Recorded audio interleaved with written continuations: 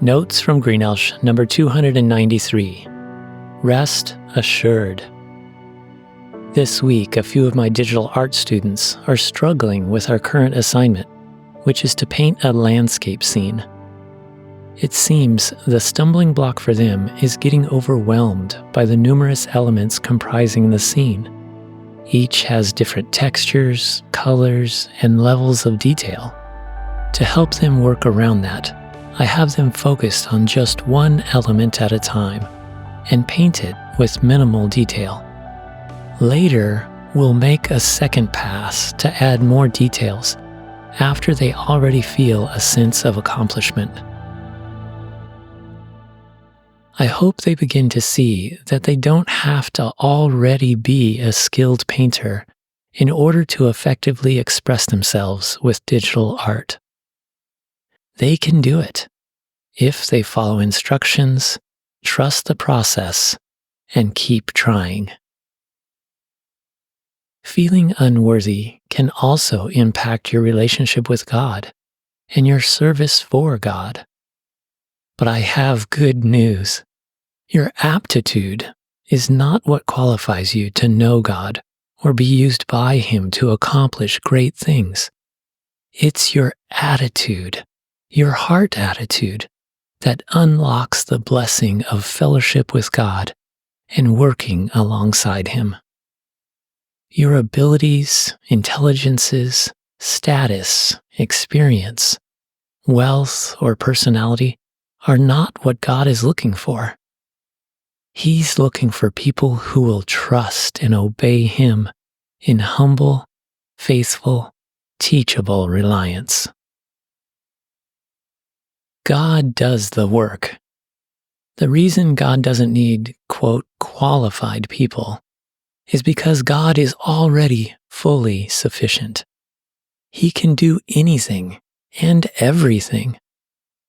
However, out of love, He has created people and invites us to joyfully join with Him in His divine work. Left to ourselves, that would not be possible, because we have inherited a deadly tendency to serve ourselves instead of God. Fortunately, Jesus can rescue you from death row. He is God the Son, who became a man, innocently died to pay for your wrongdoing, and rose again to break the chains sin and death have over you. Anyone who trusts Him can be reconciled with God, to live abundantly and freely as a part of His royal family, now and forever. In Jesus, God does for you what you cannot do for yourself. He saves all who turn to Him and restores their brokenness. Jesus is the author and perfecter of faith. So your eternal well-being is not a matter of trying harder, but a matter of trusting Jesus, who has already accomplished what is required to save you. Despite your past or any sense of unworthiness, no one is beyond God's love and saving reach. Just as Jesus taught His disciples, with man this, that is salvation, is impossible, but with God all things are possible. Rest in God's work. What that means is that in Jesus, you have the power to be saved, to be whole again, to really live, and to make a difference in the lives of those around you. In the Bible, the Apostle Paul encouraged believers about rejoicing, specifically in time of need. He wrote, "I can do all this through Him, that is Jesus, who gives me strength." Paul repeated this truth in his letter to believers in Corinth regarding an affliction of his. 3 times I pleaded with the Lord to take it away from me. But he said to me, My grace is sufficient for you, for my power is made perfect in weakness. Therefore, I will boast all the more gladly about my weaknesses, so that Christ's power may rest on me. That is why, for Christ's sake, I delight in weaknesses, in insults, in hardships, in persecutions, in difficulties. For when I am weak, then I am strong. If you feel helpless because you're tired, poor, weary, confused, anxious, hurt, afraid, or burdened for others, bring your need to God, and He will answer. Jesus taught, Come to me, all who are weary and burdened, and I will give you rest. Take my yoke upon you and learn from me, for I am gentle and humble in heart, and you will find rest for your souls. For my yoke is easy and my burden is light. Align with God. God's promises, salvation, and truth, His reality, become real and impactful for you when you enter into them by faith. When Jesus died on the cross for the sins of the world, He proclaimed, It is finished. It didn't mean all work was done, for much more is yet to happen. What He meant is He accomplished His purpose to enable the saving of rebellious people in the world to the glory of God. Everyone is not automatically saved.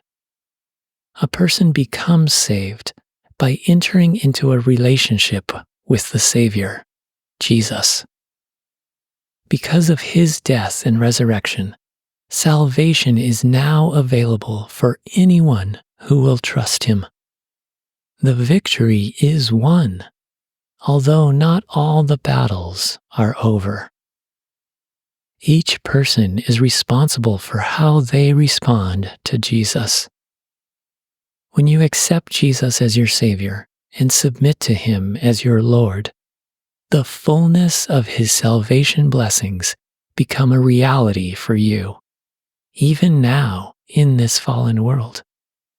They also extend beyond this present evil age into the eternal righteous reign of Jesus, when He returns to consummate His kingdom, reward believers, judge unbelievers, and vanquish evil.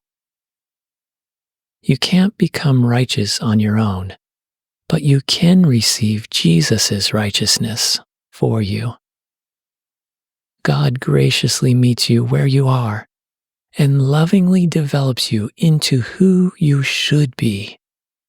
That makes all the difference.